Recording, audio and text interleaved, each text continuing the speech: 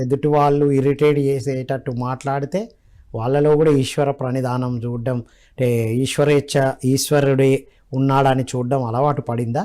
Obviously పడుతుంది. ముఖ్యంగా ఇంట్లో సరే ఇదంతా బయట జరుగుతుంది బాగానే ఉంది, ఇంట్లో పేరెంట్స్ చెప్పినప్పుడు, సిబ్లింగ్స్ చెప్పినప్పుడు? ఇంట్లో నిజం చెప్పాలి అంటే ఎప్పుడైతే ఇంకా సత్యాన్ని తెలుసుకోవాలన్న నా తపన పెరిగిందో ఇంట్లో ఆటోమేటిక్గా వాళ్ళే నాకు ఫ్రీడమ్ ఇచ్చారు సార్. మొన్న నేను ఇంటికి వెళ్ళాను, మా నాన్నకి ఒకటే అడిగాను నేను, నాన్న నాకు ప్రపంచమంతా తిరగాలని ఉంది, ధ్యాన ప్రచారం చేయాలని ఉంది, నీ అభిప్రాయం ఏంటి నాన్న అంటే నీ ఇష్టం అమ్మా అన్నారు. బేసిక్గా అంటే లైక్ మేము ముస్లిమ్స్, సో బేసిక్గా కేటగిరీ అమ్మాయిలు ఫార్మాలిటీస్ అని ఇంట్లో ఉండాలి, పెళ్లి చేసుకోవాలి, జాబ్ చేయకూడదు, ఇలాంటి బ్యాక్గ్రౌండ్ ఉంటుంది. బట్ నేను ఎలా ఉన్నానంటే ఆ ట్రాన్స్పోర్టేషన్ కూడా సరిగా లేదు ఇప్పటికీ.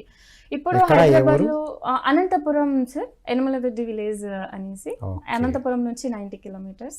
సో అలాంటి ఒక మారుమూల ప్రాంతం, ఆస్తుల అంతస్తులు లేవు, ఉన్న ఆస్తి ఒకటే, ఆనందంగా జీవించే 3 పూట్ల తినడం. సో అలాంటిది క్వశ్చన్ చేశాను, మ్యారేజ్ టాపిక్ తీసుకొచ్చాను నాన్న దగ్గర. నాకు పెళ్ళి చేసుకోవాలా లేదా అన్న ఆలోచన లేదు, కానీ ధ్యాన ప్రచారం చేయాలి, సత్యం తెలుసుకోవాలి, నేనెవరో తెలుసుకోవాలి అంటే మా నాన్న ఒకటే అన్నారు, ఖాళీ మేహే ఆలి అని. సో తను అంత అద్భుతంగా నాకు ఫ్రీడమ్ ఇచ్చారు. మా అమ్మ కూడా ఫ్రీడమ్ ఇచ్చింది. అంటే వాళ్ళకు అర్థమవుతుంది, నేను సత్యంలో నేను జీవిస్తుంటే, నేను భయపడకుండా నా దారిలో నేను వెళ్తే నా ఎన్విరాన్మెంట్ కూడా నాకు సపోర్ట్ చేస్తుంది. అది అమ్మ కావచ్చు, నాన్న కావచ్చు.